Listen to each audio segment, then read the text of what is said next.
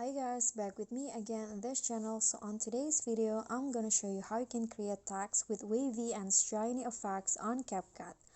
So here I'm going to show you just in the black background like this. So just go to text, then type in your text in here.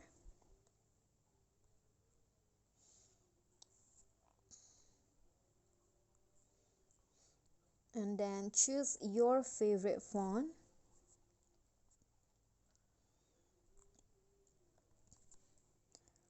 Adjust the size, and then you can just go to animation, find loop.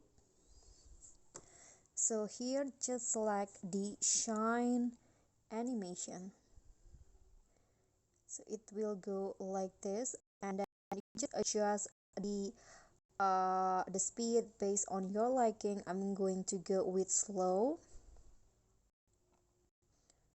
So it will go like this. Then you can just click on a check icon, and there you go. You'll have that wavy and shiny like this. Okay, so that's all from me. Thank you so much for watching. Don't forget to like, comment, subscribe, and also click on the button below. I'll catch you all on the next tutorial. Bye.